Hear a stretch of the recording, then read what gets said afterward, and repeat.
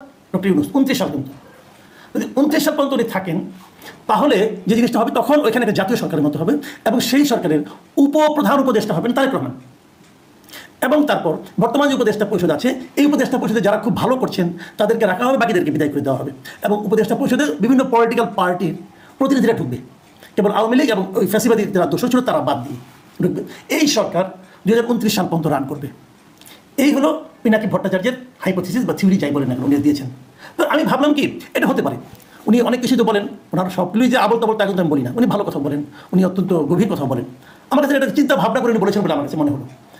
আমি পরে ভাবলাম যে এই চিন্তাটা ওনার মাথা থেকে এলো কেন। এই জিনিসটাকে ছোট ঘটনার প্রেক্ষিতে আজকে একটা মানে হঠাৎ করে সমসাময়িক টাইমে হয়েছে। সেখানে হলো এই যে এনসিপি আছে, জাতীয় নাগরিক পার্টি, এই পার্টির একজন নেতা, আবার সেই অনেকে বলে যে ভাই আপনাকে এই লোক ছাড়া কাউকে পান না, না আমি পাই না তা না, হঠাৎ করে যেহেতু ঘটনার সাথে প্রাসঙ্গিক তাই বলছি, এই সার্জিস আলম সে আবার একটা পোস্ট দিয়েছে শনিবার দিন। সেই পোস্টে উনি কী বলেছেন, সেই পোস্টে উনি বলেছেন, আজকে উনি পোস্ট দিয়েছেন, সেই পোস্টে উনি বলেছেন, আমি আপনাদের হুবহু পড়ে শোনাই।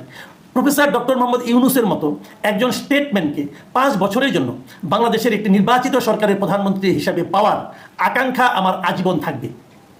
তার মানে ওনার আকাঙ্ক্ষা হলো ডক্টর মোহাম্মদ ইউনূস একটা নির্বাচিত সরকারের প্রধানমন্ত্রী থাকবেন,